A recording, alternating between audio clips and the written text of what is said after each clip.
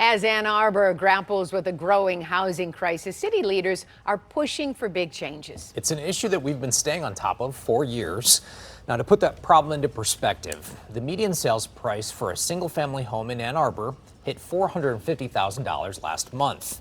Yet as of last year, the median income for a family of four was just under $126,000. Well, now a controversial land use plan is gaining momentum. Supporters say it could open the door to more affordable housing and new development.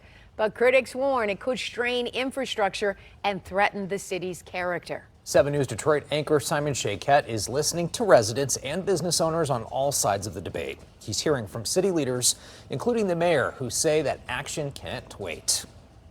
Ann Arbor City leaders say they must address growth needs here in this community, and part of that could include a plan that would allow for homes like these to be converted to duplexes and triplexes. Most of our product is stuff that people want to touch and feel before purchasing. Inside the little seedling shop in the heart of Ann Arbor, owner Molly Ging invited me to come see firsthand how much her business has grown after bold steps taken by the city of Ann Arbor to tackle zoning restrictions, limiting growth. When they changed this entire corridor from the previous zoning to a TC1 transit corridor zoning, it allowed these spaces to open up to more uses.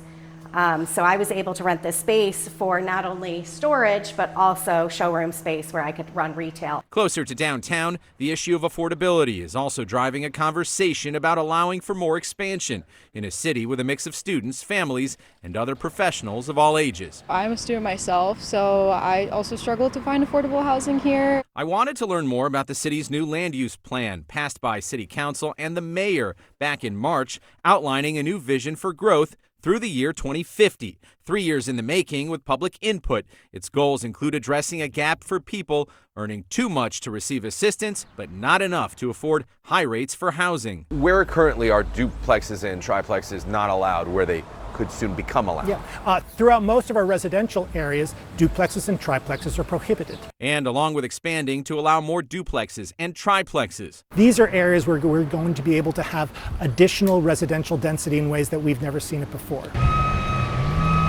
In the downtown, certainly there will be greater height.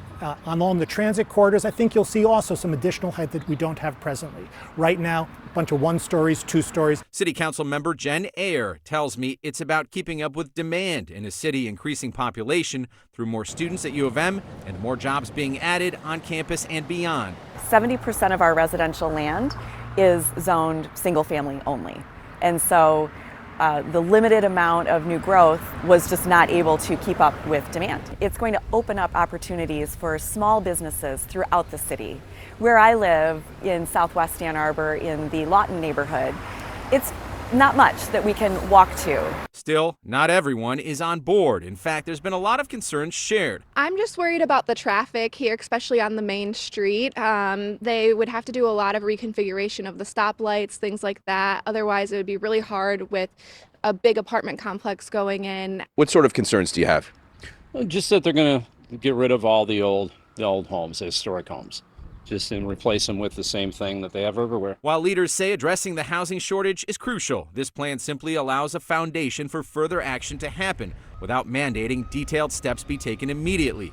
Everything from keeping the trees down to the feel of this great city remains a topic of discussion as Ann Arbor's future continues taking shape. Now, city leaders say they plan to take in a lot more input from the public as they meet to discuss future zoning rules and regulations. From Ann Arbor, Simon Shayket, 7 News Detroit. Simon, thank you.